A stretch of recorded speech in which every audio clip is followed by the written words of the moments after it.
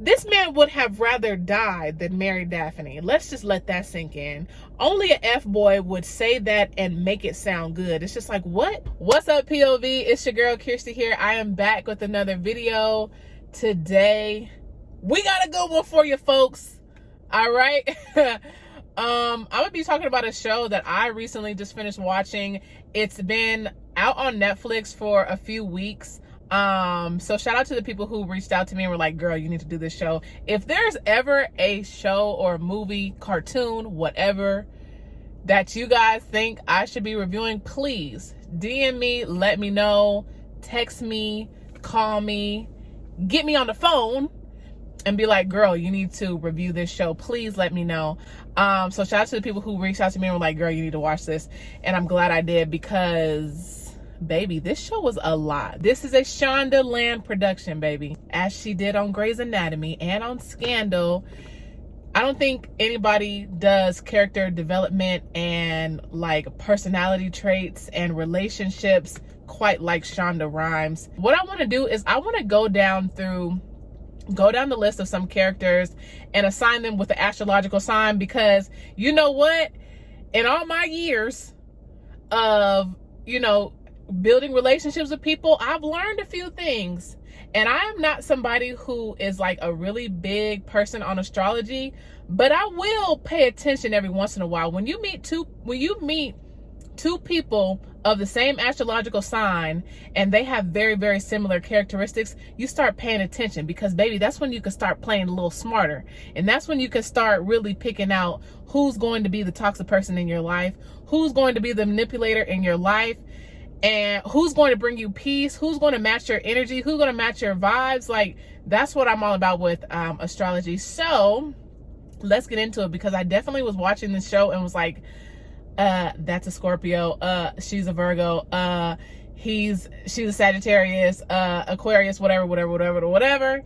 So let's talk about it. And don't come for me. If I'm coming for your astrology sign, baby, take that up with God and your birth chart, not with me, okay? So let's get into the video. First, we're gonna start with Daphne. Daphne, most definitely a Virgo. She had perfection, prim, proper, rule abiding, like very precise, hardworking, all written all over her. She is like that perfect daughter who is going to follow all society rules, and she's not going to embarrass the family. She's going to make sure that she falls in line. She's a woman, so she wants to know all the womanly duties as a wife and as a mother and as a homemaker. And she has taken on this role very, very young. Like, we literally watched Daphne grow. Bridgerton, the show, is basically, it's a coming of age story at best and soft porn at worst. Who's saying that? Who said that? Who said that? Who said that? Because there's a lot of sex involved, and we will touch on that. There was quite a few sex scenes that really made me uncomfortable, and it was uncomfortable because they were inexperienced. That was made abundantly clear, that they did not know the birds and the bees. Like, nobody had this conversation with them, and like, we were watching them come of age. We watched Daphne go from a girl to literally a woman, and that was surreal to see. I call a spade, honey. Daphne was a child. So yeah, but Daphne, most definitely a freaking Virgo, perfection, society, rule abiding, status quo type of deal, but very hardworking, very logical, very feminine energy. So shout out to the Virgos. So the next character we're going to talk about is Simon. Simon is the Duke, baby. Okay, tall, dark, and handsome, coming through the town. Simon is 100%, without a shadow of a doubt, a Scorpio. Here's why. Simon is very mysterious. It's like you're scared of him, but you want him. Like, he's fine, but you don't really know too much about him. Sensual, passionate, intense, very lustful. He just exudes sex, okay? Another indication that he is a Scorpio is he's a terrible communicator. Can't speak. He's so guarded that he is a very bad communicator, even though he talks a lot. You got to read between the lines with Simon. You got to really work at a Scorpio. Like, it's like you love a Scorpio, but it's like sometimes it's hard to like a Scorpio. Simon also is a certified boy. Let's just get that out the way. Simon got on my last nerves, and he is probably the character that triggered me the most. This man would have rather died than marry Daphne. Let's just let that sink in. Only an F-boy would say that and make it sound good. It's just like, what? He was very sarcastic, very cocky, honey, conceited. He strung Daphne along. Scorpios kind of like cause havoc, and they leave a path of destruction behind them, and they're just so oblivious to like how much they're ruining other people's lives. He literally ruined Daphne's life. Okay, imagine falling in love with a boy when you should have had a prince. Okay, put a red nose on, baby girl, because you look like a clown. And I'm not going to minimize the love that they did have. Their friendship built the foundation for love. So I think that in the end, you were happy. It was just like, okay, like I'm okay with them being together. And he finally came along. Another indication that he's a Scorpio is just like they're so stubborn. How many times did Daphne have to figure out ways to get his attention to realize that, like, look, I'm in love with you, I'm in this, but this is what I want. Can you do that for me? Like, can you hold me down? And he basically ruined her life, and then in turn was like, I didn't ask you to marry me, you know, you were the one that wanted this. And it's just like, it makes you want to strangle somebody. Simon very much triggered me, and it took until the last moment of the last episode for him to realize, oh, you know what, it's okay here.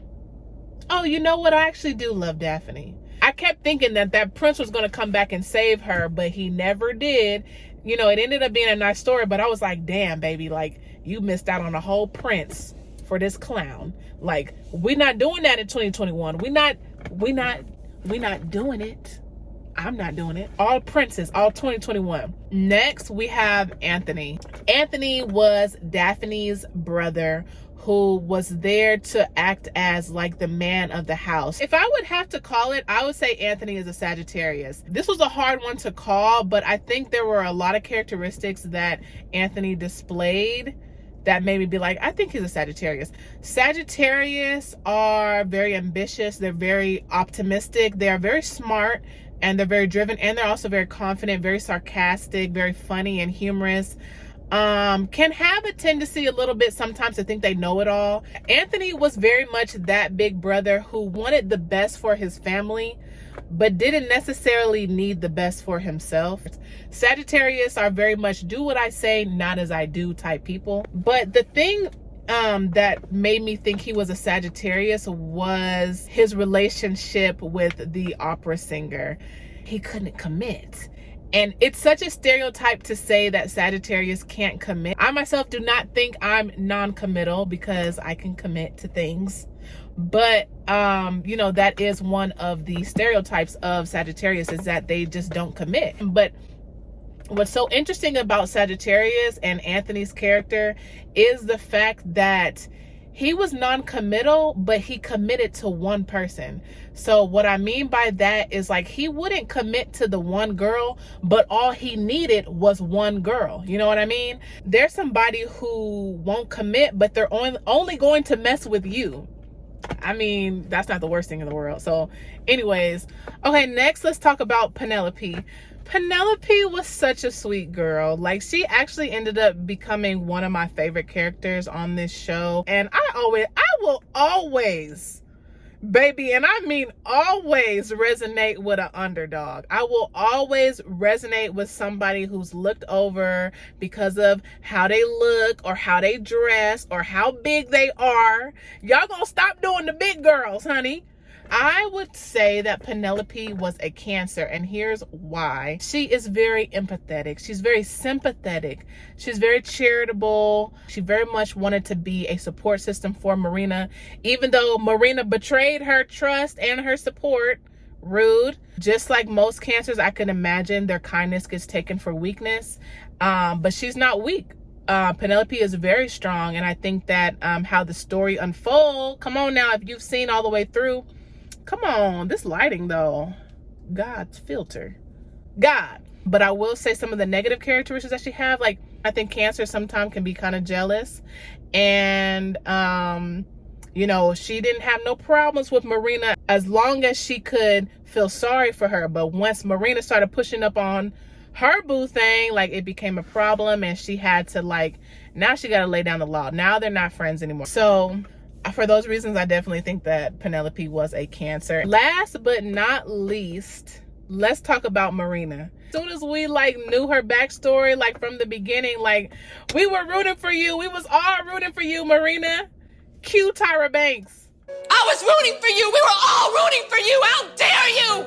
Learn something from this. She actually ended up being very toxic, and like she wasn't a good friend at all. I honestly feel like Marina's character is a Pisces. She was very much easygoing at first. Like she was very sweet. She started off being a good friend to Penelope. She was a romantic, and she was also pretty mysterious. Like she was somebody that you would look at and be like, I want to get to know them, but you don't really know what they're about yet. But once her back was against the wall, she turned into a completely different person. Like once she saw an opportunity for herself, oh baby, she went for it, and she didn't care who she hurt in the process of doing that. She knew she didn't have that many choices because of the situation that she was in, but she also didn't want to settle. She didn't want to take what the Featheringtons were handing her. She wanted to create her own options, and once she found that option with Colin, oh baby, she went for it, and she did not care if she had to stomp Penelope out to get it. She became manipulative. She became very toxic. Marina just did not care. She was just like, girl, like I got a whole life to live. Like I know we was friends, but baby, not today. She almost became like Lady Featherington by manipulating people, by like strong arming them into doing the things that she wanted them to do, while hurting people that actually loved her in the process. I think that with Pisces, you don't really know somebody is a Pisces until you get to know them, and you're like, oh, you're a Pisces. Like I've seen your kind before. I know y'all are finna come at me, but it's okay.